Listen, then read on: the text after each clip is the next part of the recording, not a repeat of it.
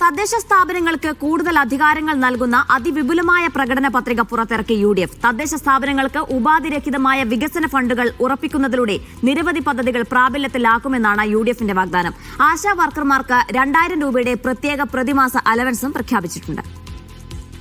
ഉമ്മൻചാണ്ടി സർക്കാരിന്റെ കാലത്തുള്ള ജനകീയ പദ്ധതികളായ ആശ്രയ, ഓപ്പറേഷൻ ആനന്ദ തുടങ്ങി വിവിധ പദ്ധതികൾ വീണ്ടും ജനങ്ങളിലേക്ക് എത്തിക്കുകയും നിരവധി പുതിയ പദ്ധതികൾ പ്രഖ്യാപിക്കുകയുമാണ് UDF. LDF സർക്കാരിനെതിരായ ജനവികാരം മുൻനിർത്തി ജനങ്ങൾക്ക് ആവശ്യമായ പദ്ധതി പ്രവർത്തനങ്ങൾക്കാണ് മുൻതൂക്കം നൽകിയതെന്ന് UDF നേതാക്കൾ പറഞ്ഞു. ആശാ വർക്കർമാർക്ക് 2000 രൂപയുടെ പ്രത്യേക പ്രതിമാസ അലവൻസ്, തെരുവുനായ ശല്യത്തിനെതിരായ കർമ്മ പദ്ധതി, വന്യജീവി ആക്രമണത്തിനെതിരെ നടപടിയെടുക്കാൻ തദ്ദേശ സ്ഥാപനങ്ങൾക്ക് കൂടുതൽ അധികാരം നൽകൽ, കുടിവെള്ളം, പൊതുഗതാഗത സംവിധാനം മെച്ചപ്പെടുത്തൽ തുടങ്ങി നിരവധി പദ്ധതികൾ പ്രകടന പത്രികയിലുള്ളത്.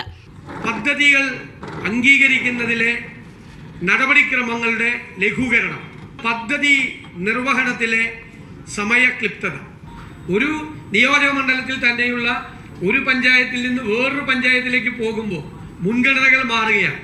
അതുകൊണ്ട് പൂർണ്ണമായി ഏറ്റവും ലോക്കലൈസ് ചെയ്യുന്ന, പ്രാദേശികവൽക്കരിക്കുന്ന ഒരു ആസൂത്രണ സംവിധാനത്തിനാണ് നമ്മൾ രൂപം കൊടുക്കുന്നത്. തദ്ദേശ തെരഞ്ഞെടുപ്പിൽ വിമതശല്യം 10-1 കുറഞ്ഞെന്നും തെരഞ്ഞെടുപ്പിൽ വലിയ രീതിയിൽ UDFന് മുന്നേറ്റമുണ്ടാകുമെന്നും പ്രതിപക്ഷ നേതാവ് VD സതീശൻ പറഞ്ഞു.